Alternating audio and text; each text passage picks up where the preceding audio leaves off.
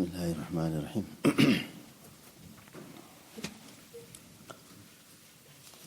پہلے بھی عرض کیا تھا، تزکیہ کے لیے دو چیز بہت ضروری ہے. ایک تو اللہ کا ذکر اور نیک لوگوں کی صحبت. بعض مرتبہ آدمی بہت نیک بھی ہوتا ہے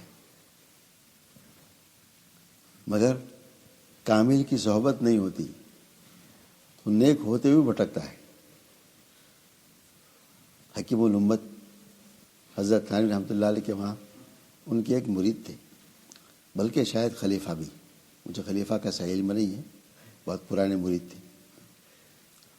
تو اپنے بچے کو لے کر آئے حضرت کی خدمت میں. ملاقات، سلام دعا ہوئی تو حضرت نے برصغیر تذکرہ پوچھ لیا کہ بھائی آپ کے بیٹے کی عمر کیا ہے؟ تو بیٹے کی عمر ہندوستانی قوانین کے اعتبار سے اتنی تھی کہ ان کا ٹکٹ پورا لینا پڑتا ہے. ہندوستان میں ریلوے کا ٹکٹ ہے، قانون ہے، 14 سے اوپر ان کا ٹکٹ پورا ہوگا، 14 سے اندر ہو ان کا ٹکٹ آدھا ہوگا. تو انہوں نے کہا کہ حضرت میرے بیٹے کی عمر تو 14 سے اوپر ہے مگر نظر چھوٹا آتا ہے، اس کا قد چھوٹا ہے، میں نے آدھی ٹکٹ لے لی اس کی. حضرت فرمایا انا للہ و انا الیہ راجعون، تم نے تو حرام کام کر دیا. کبھی خیال آتا ہے آدمی کو کہ میں نے بچے کی ٹکٹ آدھی لے لی ریلوے کی تو حرام کام کر دیا. حضرت نے فرمایا اس ملک کا قانون ہے، 14 سے اگر بچے کی قیمت عمر زیادہ ہے اس کا ٹکٹ پورا لینا پڑے گا.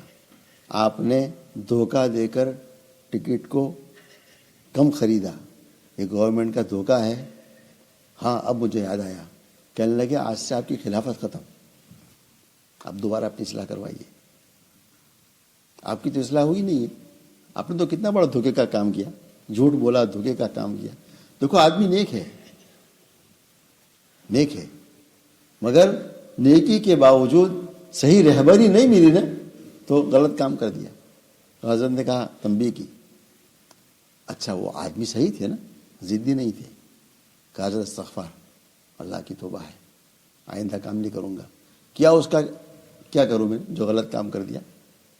کہ اس کا راستہ بھی ہے، آپ ایسا کرو جتنا ٹکٹ آپ نے کم خریدا ہے نا اتنا ٹکٹ خرید لو اور اس کو پھاڑ کے پھینک دو.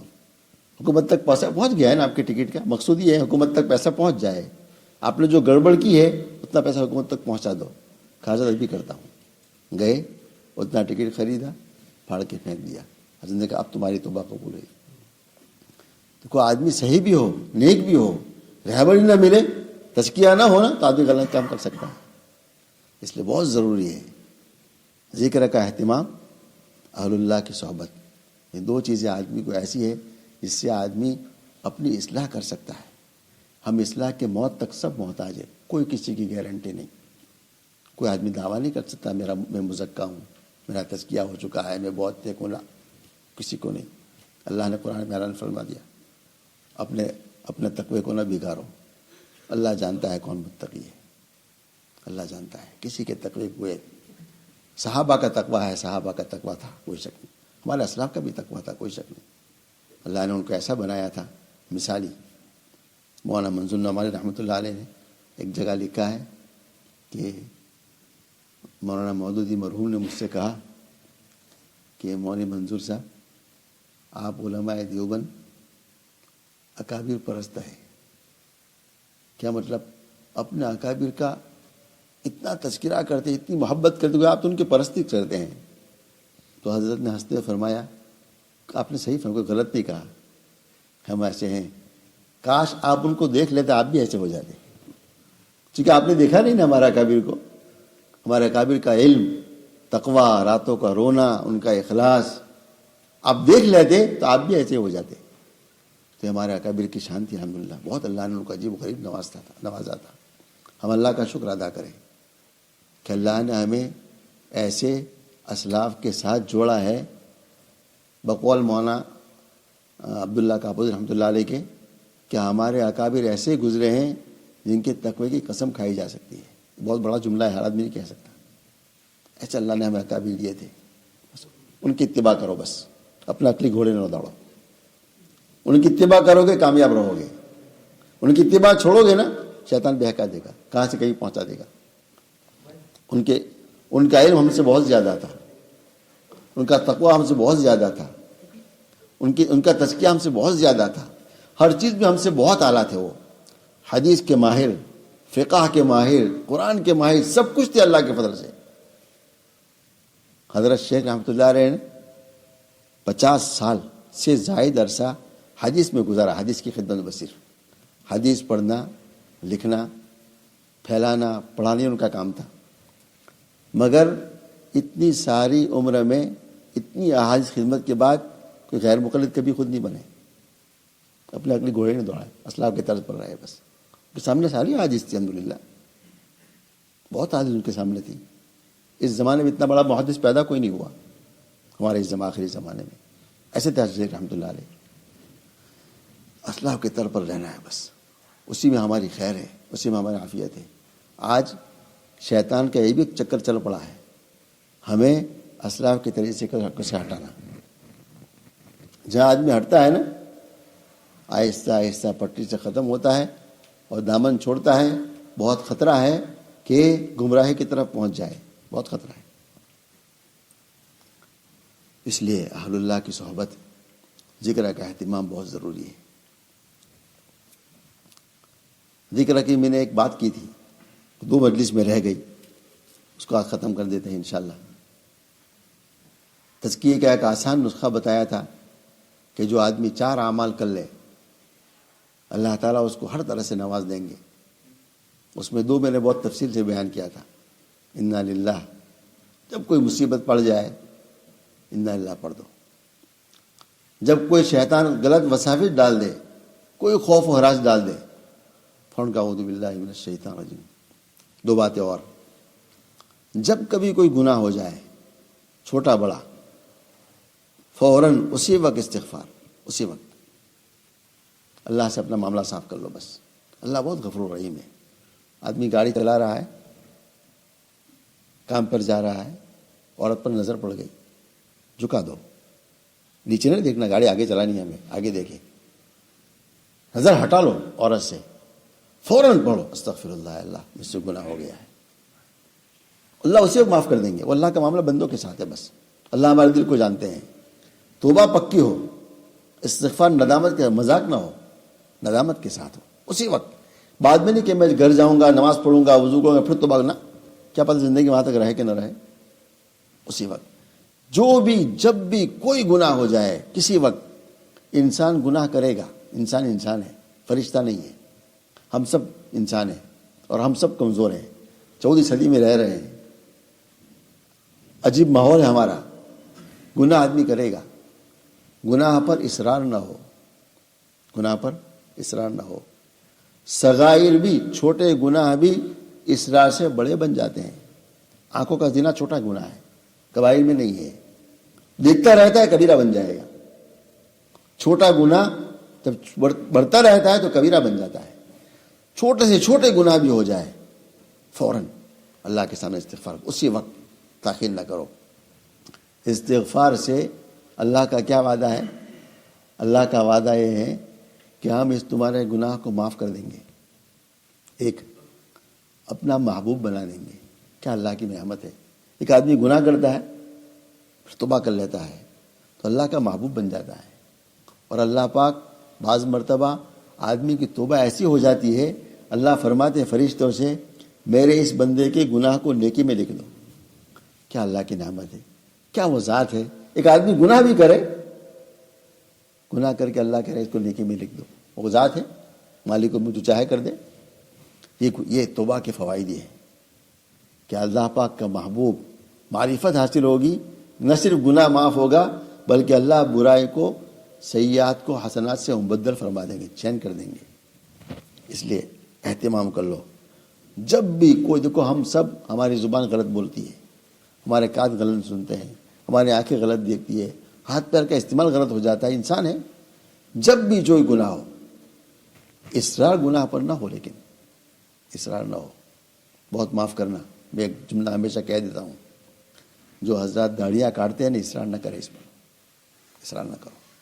ہمیں اللہ کے سامنے جانا ہے. آنکھ بند ہوتے ہی سب سے پہلے قبر میں حضرت نبی پاک صلی اللہ علیہ وسلم کی صورت کو دیکھنا ہے. سنت کے ساتھ جاؤ. اور موت کا کوئی بھروسہ نہیں، کس وقت آ جائے، کس وقت آ جائے.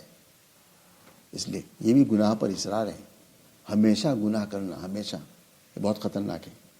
اس لیے ہر گناہ سے نیت کرو، گناہ ہمیں کرنا نہیں ہے، ہو جائے فوراً استغفار کرنا. انسان گناہ ہو جائے گا، کرو نہیں، ہو جائے فوراً استغفار.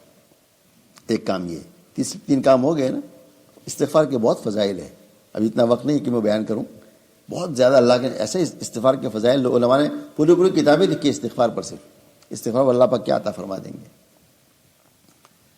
اور چوتھا عمل ہے، جب بھی کوئی کام ہماری طبیعت کے موافق ہو جائے، ہماری چاہت کے مطابق ہو جائے، اچھا کام ہو جائے، فوراً دل میں کہہ دو الحمدللہ.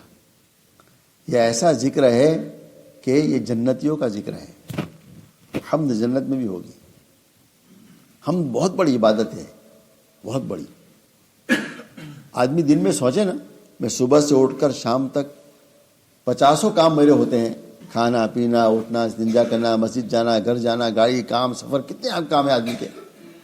اور کتنے کام ہیں جو ہمارے طبیعت کے موافق ہو جا رہے ہیں. الحمدللہ ہم گھر سے آئے مسجد تک، نیک کام ہوا نا الحمدللہ. آئے کوئی ہمیں راستے میں حادثہ نہیں ہوا الحمدللہ. پیر نہیں پھسلا الحمدللہ.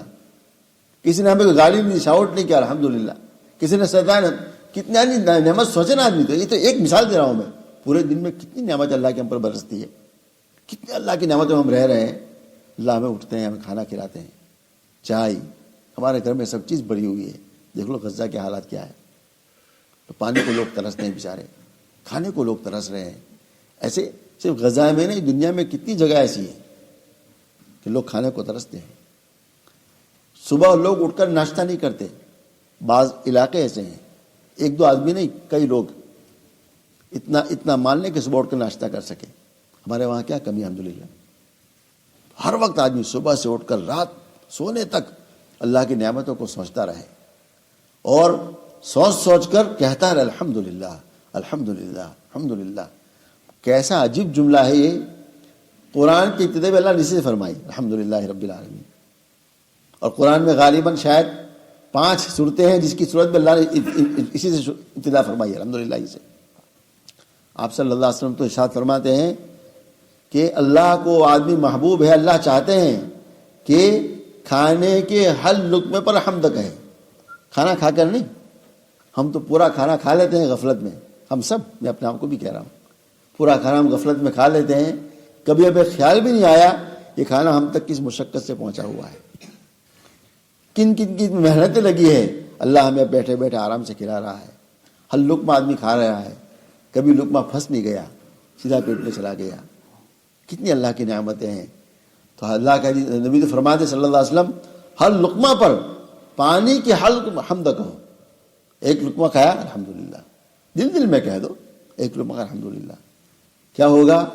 نعمتیں بڑھے گی، کھانا کبھی گھٹے گا نہیں. الحمدللہ آدمی کھانے کا محتاج نہیں ہوگا. اللہ نعمتوں کو بڑھائے، اللہ کا وعدہ ہے نعمتوں کو اللہ بڑھاتے رہیں گے. ایک طبقہ جائے گا جنت میں، اس کا نام ہوگا حمادون. بلکہ جنت میں پہلے داخل ہونے والے حمادون ہوں گے. اللہ کی حمد بہت زیادہ، کبھی کبھی نہیں، بہت زیادہ اللہ کی حمد کرنے والے، اللہ اس کو اپنے فضل سے جنت میں اول مرحلے میں داخل کریں گے. اور ان کا لقب بھی جنت میں یہ ہوگا، ہم یہ بہت اللہ کی حمد کرنے والے لوگ تھے، بہت اللہ کی حمد کرتے تھے. تو حمد بہت. یہ 4 اعمال ایسے ہیں جس سے اللہ کی ایسی معرفت، ایسی محبت، ایسا تقوی اللہ عطا فرما دیں گے جس سے ایک گناہ معاف ہوں گے. بلکہ جب آدمی اس عمل کو اہتمام سے کرتا رہے گا تو گناہ کرنا اللہ مشکل فرما دیں گے. نعمتیں بڑھتی رہے گی، کبھی چھنے گی نہیں. خیالات آئیں گے برے، اللہ خیالات کو ختم کر دے گا. جب خیال آئے اعوذ باللہ من الشیطان الرجیم. ہمارا تو یقین ہے تقدیر پر، ہم سب کا ہے، یہ تو ہمارے ایمان کا جز ہے. اللہ نے ہماری پیدائش سے پہلے لے کر موت تک کے ہمارے ایک ایک حالات لکھ دیے ہیں. یہ بندہ کتنا جیے گا، کیسا گھر خریدے گا، کیا تعلیم لے گا، کیا رزق کمائے گا، کہاں خرچ کرے گا، کتنا کھائے گا، شادی کرے گا، اولاد، سب کچھ لکھ دیا اللہ نے. اس سے ایک ہی آگے پیچھے نہیں ہونا ہے، جو لکھا ہے وہی ہونا ہے. یہ تو اللہ نے دنیا کا اسباب بنایا ہے، اس میں محنت کرنی ہے، یہ سبب ہے، لیکن ہوگا وہی جو اللہ نے لکھا ہوا ہے. جب غیر خیال آئے نا، اس پر سوچ لو کہ اللہ نے جو لکھا وہ ہو کر رہنا ہے، لیکن اللہ سے معافی ضرور مانگیں گے. بعض تقدیر معلق ہے بالدعا پر، ایک مستقل بحث ہے. یعنی اللہ پاک نے لکھ دیا ہے کہ یہ بندہ یہ دعا کرے گا، اس کو ہم یہ دیں گے. اسے دعا بھی کرنی ہے خوب، مگر ہمارا یقین پورا اللہ کی ذات پر ہو کہ اللہ پاک نے جو میرے لکھ دیا ہے وہ مجھے مل کے رہے گا، اس پہ ایک پینی کمی نہیں ہو سکتی. میرے مقدم جو رزق لکھا ہوا ہے قیامت تک، موت تک مجھے ملنا ہے، میں چاہوں کہ نہ چاہوں. جو لقمہ میرے مقدم میں لکھا ہے اللہ مجھے کھلا کے رہیں گے، وہاں تک موت آ نہیں سکتی. جب بچہ پیدا ہوتا ہے نا، تو بچہ پیدا ہوتا ہے معصوم ہے، اس کو کس نے سکھایا ہے کہ ماں کی چھاتی میں دودھ ہے؟ کس نے سکھایا اس کو؟ ابھی تو بالکل گھنٹے کا بھی نہیں ہے. اور ماں کی چھاتی میں دودھ کس نے پیدا کر دیا؟ ابھی بچہ پیدا ہوا ہے، اللہ نے ماں کی چھاتیوں کو بھر دیا ہے اس بچے کے لیے. اور شیخ سعدی فرماتے ہیں ایک نہیں دو راستے پیدا کر دیے. اللہ بتلا رہے ہیں اے بندے، تیری روزی کا راستہ ایک نہیں، بہت راستے ہمارے پاس ہیں. ہم نے ماں کی دو چھاتیوں میں تمہارا دودھ پیدا کر دیا ہے، ایک میں نہیں. یعنی ہمارے پاس رزق کے راستے بہت زیادہ ہیں. رزق کی فکر نہ کر، غم روزی مکن، روزی کی فکر بالکل نہ کر. اللہ پاک نے جتنا اوراق لکھے ہیں نا دفتر روزی کے، وہ سارے اوراق خشک ہو چکے ہیں. اس میں جو تمہارے مقدمے میں لکھا وہ ہو کر رہنا ہے، مل کر رہے گا. تو جب غلط خیال آئے، اعوذ باللہ من الشیطان الرجیم. لوگ بہت پریشان ہیں آج کل رزق کی وجہ سے. مہنگائی بہت ہو گئی، کرایہ بہت ہے. اللہ پر یقین رکھو. اللہ اکبر، اعوذ باللہ من الشیطان الرجیم. اللہ پالیں گے انشاءاللہ. اپنی محنت کرنی ہے، اسراف بھی نہیں کرنا. دیکھو آدمی تنگ ہوتا ہے بہت مرتبہ اسراف سے. ہم بچے تھے اس وقت ہمیں ماں باپ نے سکھایا تھا. ہمارے وہاں تو کہوت ہے ہندوستان میں، گجراتی میں کہتے ہیں، اس کا مفہوم یہ ہے اردو میں، پیر اتنے پھیلاؤ جتنی چادر لمبی ہو. آدمی سوتا ہے نا رات کو، چادر اڑتے ہیں، چادر کبھی چھوٹی ہے تو پیر بھی تنگ کر دو، پورا نہ پھیلاؤ. کہاوت مثل ہے. کیا مطلب؟ تمہارے پاس جتنا اتنا خرچ کرو.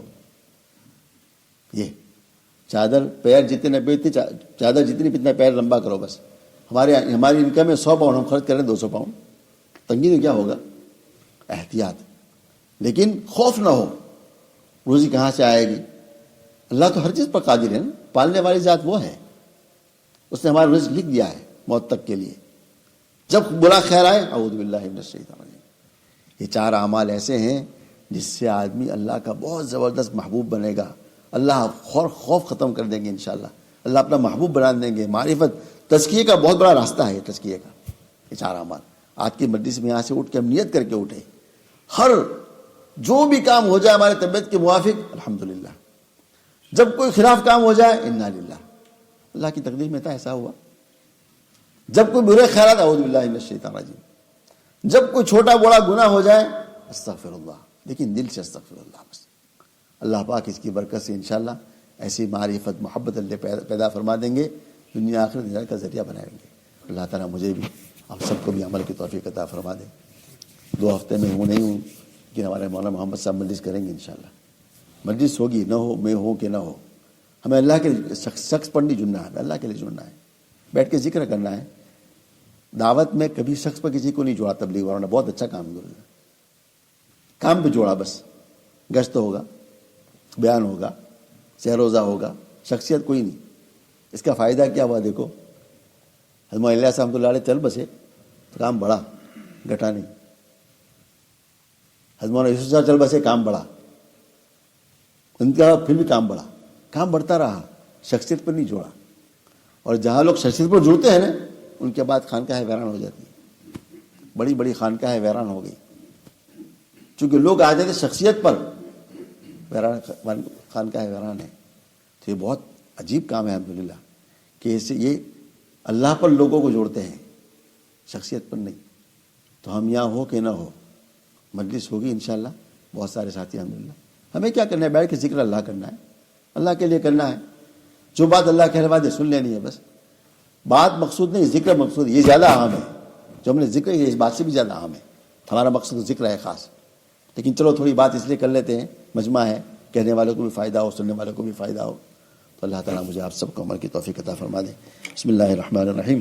اللہم لک الحمد کلہ ولک الشکر کلہ، اللہم لک الحمد کما انت اہلہ، صلی علی محمد کما هو اہلہ، وافعل بنا ما انت اہلہ، انت اہل التقوی واہل المغفرہ، جزا اللہ عنا محمدا صلی اللہ علیہ وسلم بما هو اہلہ، یا ارحم الراحمین، یا ارحم الراحمین، یا ارحم الراحمین، یا ذا الجلال والاکرام، یا ذا الجلال والاکرام، یا ذا الجلال والاکرام، یا حی یا قیوم، یا حی یا قیوم، یا حی یا قیوم، یا حلیم یا علیم، یا علی یا عظیم، یا حلیم یا علیم، یا علی یا عظیم، یا حلیم یا علیم، یا علی یا عظیم، رضی اللہ عنہ محمد صلی اللہ علیہ وسلم بما هو اہلہ۔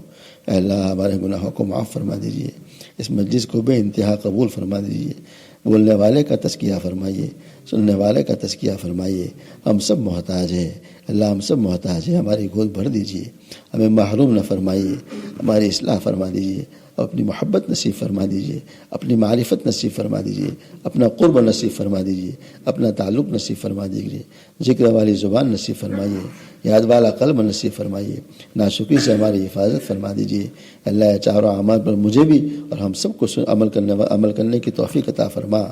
اللہ ان اعمال کو زندگی میں اتارنے کی توفیق پر رحمت فرما، ایک ایک گناہ سے ہماری حفاظت فرما، جب گناہ ہو جائے اللہ توبہ کی توفیق پر رحمت فرما دیجیے۔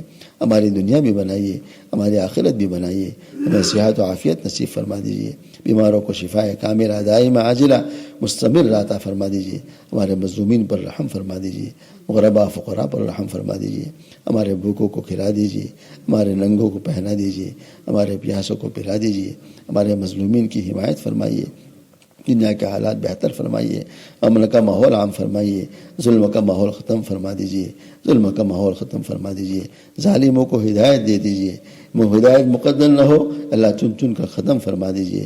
اللہ حرمین شریفین میں تیرے جو بندے حاضر ہو رہے ہیں سب کی حاضری بے انتہا قبول فرما، تزکیہ کا ذریعہ بنا، وہاں کے انوارات سے مالا مال فرما، وہاں کے برکاتوں سے مالا مال فرما، حرمین شریفین کی حفاظت فرما، ہر عیاشی فحاشی سے وہاں ان کو پاک و صاف فرما، وہاں کے حکمرانوں کو خوب نیک اور صالح بنا۔